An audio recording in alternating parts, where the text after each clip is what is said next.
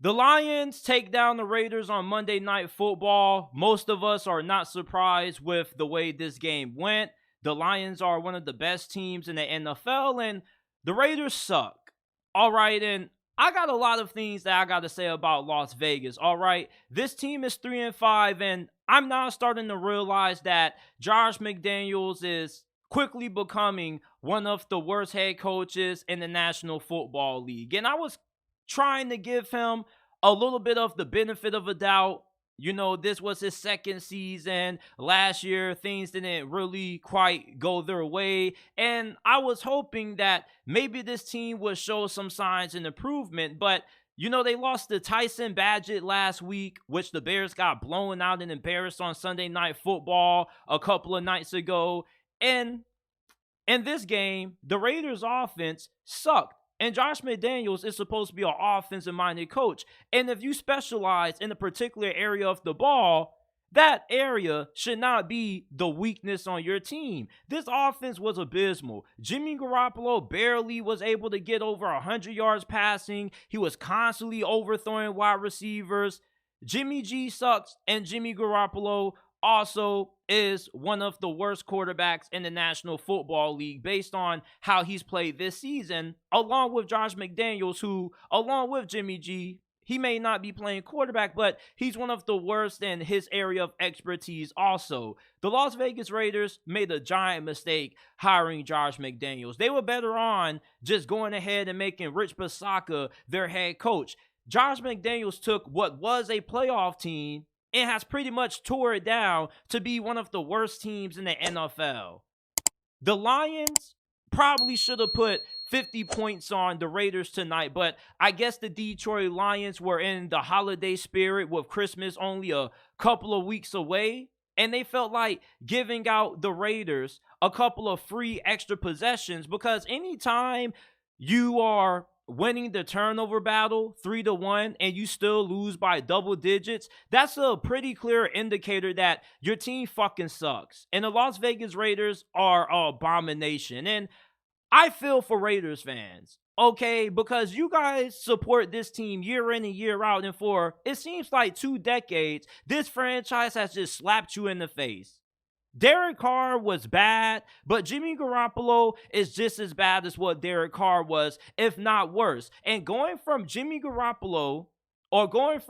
Carr to Jimmy Garoppolo was pretty much it wasn't even an upgrade. It was pretty much a lateral move. Derek Carr has played the same way he's had his whole entire career with the Raiders and New Orleans, and Jimmy G looks even worse than he's ever had when he was playing for the 49ers. Jimmy Garoppolo, I don't think is good enough to be a starting quarterback on about 28 to 27 of the other NFL squads that we have right now. He's a bottom tier starting quarterback. He's a fringe quarterback, and he's one of those QBs that you only bring in for 2 to 3 years as a bridge quarterback until you can find your franchise quarterback of the future. Jimmy G is not going to cut it as the long-term inside quarterback for Las Vegas if people even thought he could be around for at least 2 to 3 seasons. He's injury prone, and even when he is healthy, he still sucks. The Raiders' defense played really well in this game. As a matter of fact, their defense kept them in this ball game. You had DeMarcus Peters pick 6, which pretty much made it a close game at one point. But outside of that, this game was never really close. And although the final score shows 26-14, the Detroit Lions left a lot of opportunities on the field in this game. If the Lions would have played their A game, they probably would have annihilated and embarrassed Las Vegas on national television. Detroit finally figured out how to get Jahmyr Gibbs going. They were lining him up, not just at running back, but also at receiver in the slot, something that many of us have been waiting all year long for. About damn time Ben Johnson figured out, hey, I got a weapon, not just a running back. Let me try to put him in more positions on the field, and we saw what Jahmyr Gibbs was able to do, not just on the ground, but also in the passing game for Detroit. This definitely was his breakout game, and I'm really interested in seeing how Jahmyr Gibbs continues to perform throughout the next couple of weeks with David Montgomery missing time with that injury. And when David Montgomery gets healthy, are we going to start seeing him use more as a receiver, or are they just using this as a one-off thing just until David Montgomery gets back healthy, and then they're going to phase him back out of the offense? Doesn't really make a lot of sense to me why they've done that in the past, but right now they're feeding him the football, and he had a really big performance tonight. But overall, I don't really have too many things to say about the Detroit Lions, because the Detroit Lions are a good football team, and they did what we expected them to do. They were, what, an 8-9 point favorite in this game? I took Detroit to cover that. And the Las Vegas Raiders, man, this organization is just a complete mess. For some reason, they just always continue to take steps backwards anytime they take one or two small steps forward. And at this point, I think you might as well go ahead, throw in the towel, and just try to tank. I mean, Josh McDaniels probably isn't going to last too longer if the Raiders keep on losing. And what really is bugging a lot of people is the fact that no receivers that played in this game had any more than 2 receptions. We all saw Davante Adams on the sidelines during the Raiders' final drive throw his helmet in frustration. Like, yeah, I'll be frustrated too, Davante Adams, but you can't be too frustrated because you're the one who wanted out of Green Bay.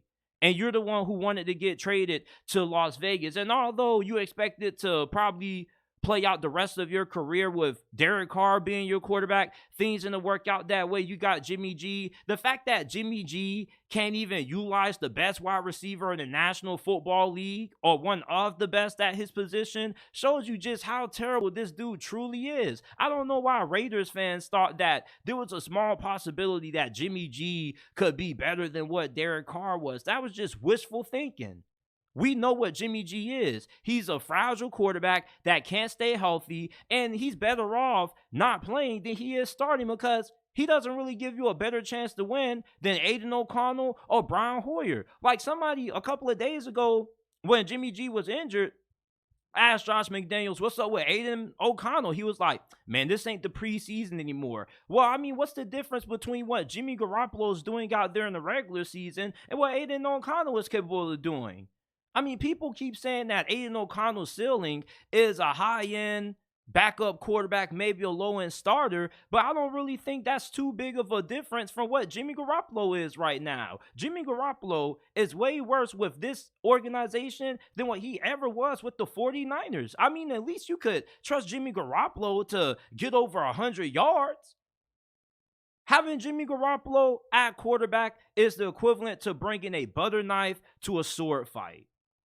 So the Lions beat the Las Vegas Raiders 26-14 on Monday Night Football. Let me know what you guys think about this beatdown down in the comment section down below. And what are you expecting out of Las Vegas as we progress through the midway point of this year's NFL